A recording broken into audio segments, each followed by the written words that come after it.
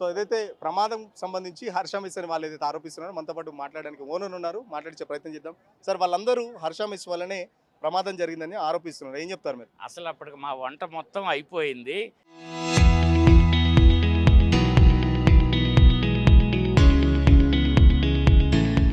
Only ఆమ్లెట్లు వేస్తుంటారు. Gas తోటి జరిగే పని. దానికి దీనికి 20 ఫీట్ పైన డిఫరెన్స్ ఉంది. అసలు అవకాశమే లేదు. మా వాళ్ళు ఇంకా వాళ్ళ దగ్గర నుంచి ఫ్రంట్ నుంచి మంట వస్తుంటే మా వాళ్ళు 3వ ఫ్లోర్ ఎక్కి ఆపే ప్రయత్నం చేశారు దాన్ని. అసలు మా వైపు నుంచి ఏ ఫాల్ట్ లేదు. మా దాంట్లో ఏమీ జరగల. గతంలో చాలా సార్లు కూడా చెప్పాం మేము. గతంలో నిప్పు రవ్వలు వచ్చి వైరు వరకు అంటుకుంది. ఏది ప్లాస్టిక్ పైపు ఇది అంటుకుంటే మేము చేంజ్ చేయించాం, వాళ్ళకి మొత్తం మేమే పెట్టి చేంజ్ చేయించాం. అది ఈసారి అసలు ఏమీ జరగల. అది ఆ టైంకి మా వంట మొత్తం పూర్తి అయిపోయింది. ఆమ్లెట్ ఆర్డర్ వస్తే ఆమ్లెట్ వేస్తారు అంతే. గ్యాస్ షార్టేజ్ వల్ల ఏదైతే కట్టెల పొయ్యి పెట్టారో ఆ కట్టెల పొయ్యి అని చెప్పేసి 2 మంత్స్ ఇప్పుడు గ్యాస్ ఫ్రీగా దొరుకుతుంది. అది దొరకనప్పుడు మేము అప్పుడు 2 మంత్స్ బ్యాక్ కట్టెలతో చేసినప్పుడు అది ఇన్సిడెంట్. అది చిన్న ఇన్సిడెంట్. మా కంట్రోల్లో మేమే ఆపాం అది. ఇట్లాంటివి ఇది వాళ్ళు షార్ట్ సర్క్యూట్ 3 రోజుల నుంచి వైరింగ్ ఏదో చేస్తున్నారు, ఏసీలు సర్వీసింగ్లు రిపేర్లు చేస్తున్నారు, బోర్డు లైట్లు అన్నీ చేంజ్ చేయటాలు అవి చేస్తున్నారు వాళ్ళు. అక్కడ ఏదో ప్రాబ్లం వచ్చింది ఫ్రంట్ నుంచి. ఆ చివరి మీ ఎగ్జాస్టర్స్ అన్ని వాళ్ళకు ఉన్నాయి, ఆ వేడి వల్లనే ఇదంతా జరిగిందని వాళ్ళు ఆరోపిస్తున్నారు. పైకి ఉన్నాయి, మాది పూర్తి పైకి ఉన్నాయి. అసలు అక్కడ దాకా ఎక్కడ పోతుంది? వంట అయిపోయి అప్పుడు 1:30 అయింది. వంట అయిపోయి 12 తర్వాత 12:30 ఆ రేంజ్, 12:10 ఆ రేంజ్. నేను అప్పటికి అయిపోయి మొత్తం రెడీ చేయించేసి ఇంక వంట పని ఏం లేదని నేను ఇంటికి కూడా వెళ్ళిపోయాను. ఇంటికి వెళ్ళి అన్నం తిని రిలాక్స్ అవుతున్న టైంలో కుర్రాడు ఫోన్ చేశారు. 10-10:30 కల్లా జనరల్గా ఏ ఫుడ్ కోర్ట్ అయినా మేజర్ వంటకాలు అయిపోతాయండి, వాస్తవం అది. ఎందుకంటే వాళ్ళు పార్సిల్ చేసుకుంటూ ఉంటారు, ఇంకా మినిమం నడుస్తుంది. ఆమ్లెట్ తప్ప ఏ మెస్లో ఏ హోటల్ కూడా తర్వాత మెయిన్ కోర్స్ అంతా అయిపోతుంది ఆ టైంకి అండి. ఇది జరిగింది 12:15కి. 11:30కి ఫుడ్ స్టార్ట్ అయిపోతుంది. 11 o'clock నుంచే పార్సిల్ స్టార్ట్ అవుతాయి. మీరు చెప్పిన విధంగా, మీరు అడిగిన విధంగా ఈ ఎగ్జాస్ట్ ఏదైతే ఉన్నదో 32 ఫీట్ హైట్ ఉందండి. పక్క బిల్డింగ్లోకి ఎవరు ఎగ్జాస్ట్లు పెట్టరు. వాళ్ళు ఆరోపిస్తున్నారు వాళ్ళ ఎగ్జాస్టర్ జరిగినప్పుడు everybody try to escape. But there are authorities, GHMC authorities ఉన్నాయి, ఫైర్ సేఫ్టీ అథారిటీస్ ఉన్నాయి, పోలీస్ అథారిటీస్ ఉన్నాయి. వాళ్ళందరూ కూడా వాళ్ళు రివ్యూ చేస్తారు. చేసినాక మీకు వస్తుంది. ఎవరైనా ఎవరి మీద ఆరోపించవచ్చు, నైబర్స్ మీద ఎవరైనా ఆరోపించవచ్చు ఎస్కేప్ అవటానికి. వాళ్ళని నేనేం నిందించను.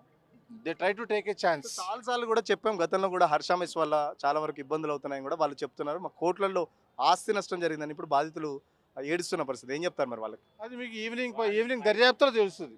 ఇప్పుడు దాని గురించి ఎర్లీగా మేము మాట్లాడకూడదు. మా మెస్ గురించి మేము చెప్పినా అది మీరు యాక్సెప్ట్ చేయరు, ఎవరు యాక్సెప్ట్ చేయరు. అది మా బ్రదర్ది.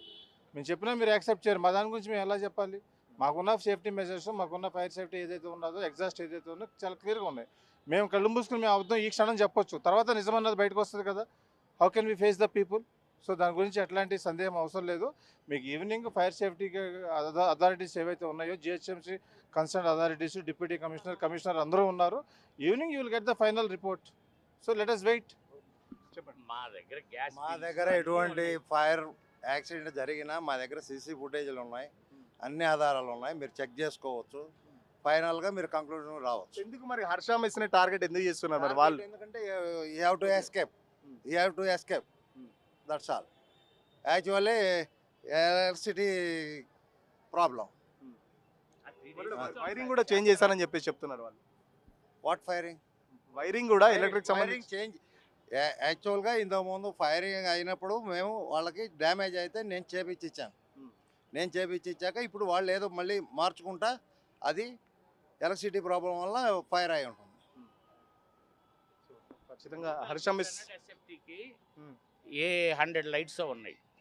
ఇంకా ఎలక్ట్రిసిటీ షార్టేజ్ కాక ఎట్లా వస్తుంది? మాది ముందే 11:30 లోపే 10:30, 11:30 మధ్యలో మొత్తం అయిపోయింది మాది వంట అంతా.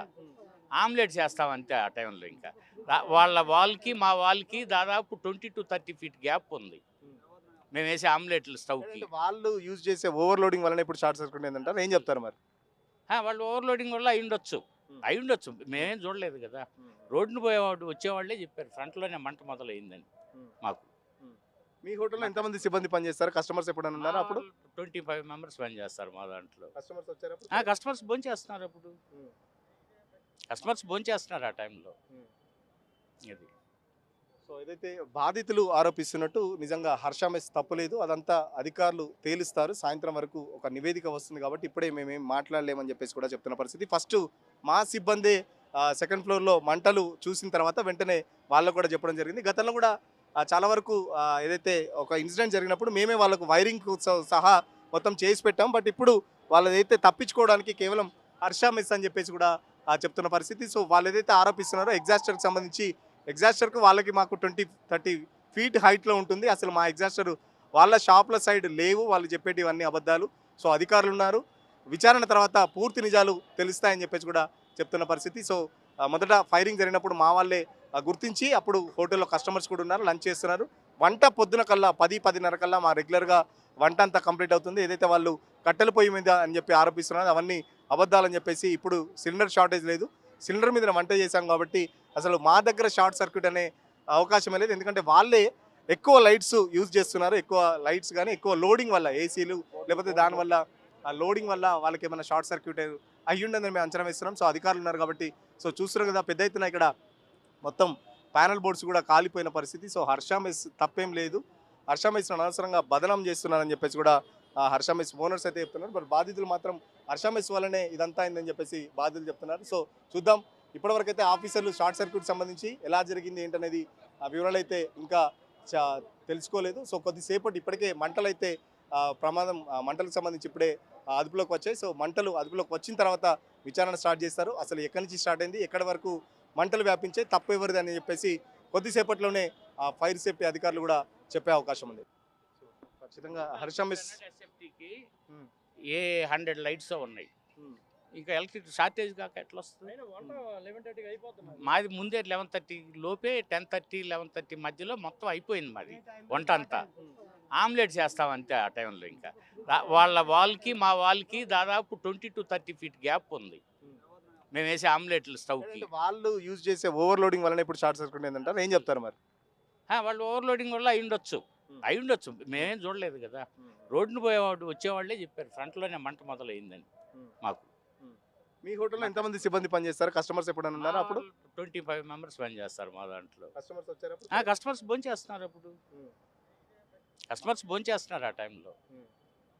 ఇది సో ఏదైతే బాధితులు ఆరోపిస్తున్నట్టు నిజంగా హర్ష మెస్ తప్పులేదు, అదంతా అధికారులు తేలుస్తారు, సాయంత్రం వరకు ఒక నివేదిక వస్తుంది కాబట్టి ఇప్పుడే మేమేం మాట్లాడలేమని చెప్పేసి కూడా చెప్తున్న పరిస్థితి. ఫస్ట్ మా సిబ్బంది సెకండ్ ఫ్లోర్లో మంటలు చూసిన తర్వాత వెంటనే వాళ్ళకు కూడా చెప్పడం జరిగింది. గతంలో కూడా చాలా వరకు ఏదైతే ఒక ఇన్సిడెంట్ జరిగినప్పుడు మేమే వాళ్ళకు వైరింగ్ సహా మొత్తం చేసి పెట్టాం. బట్ ఇప్పుడు వాళ్ళదైతే తప్పించుకోవడానికి కేవలం హర్ష మెస్ అని చెప్పేసి కూడా చెప్తున్న పరిస్థితి. సో వాళ్ళు ఏదైతే ఆరోపిస్తున్నారో ఎగ్జాస్టర్కి సంబంధించి ఎగ్జాస్టర్కు వాళ్ళకి మాకు 20-30 ఫీట్ హైట్లో ఉంటుంది. అసలు మా ఎగ్జాస్టర్ వాళ్ళ షాప్ల సైడ్ లేవు, వాళ్ళు చెప్పేటివన్నీ అబద్ధాలు. సో అధికారులు ఉన్నారు, విచారణ తర్వాత పూర్తి నిజాలు తెలుస్తాయని చెప్పేసి కూడా చెప్తున్న పరిస్థితి. సో మొదట ఫైరింగ్ జరిగినప్పుడు మా వాళ్ళే గుర్తించి అప్పుడు హోటల్లో కస్టమర్స్ కూడా ఉన్నారు, లంచ్ చేస్తున్నారు.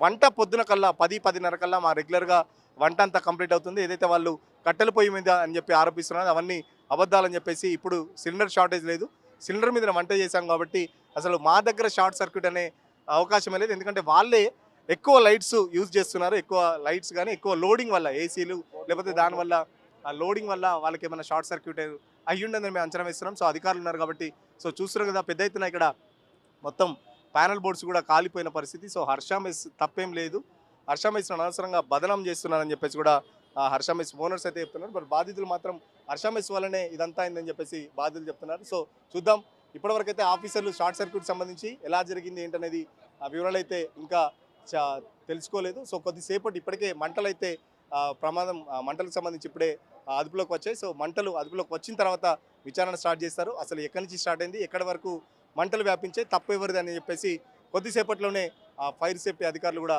చెప్పే అవకాశం ఉంది.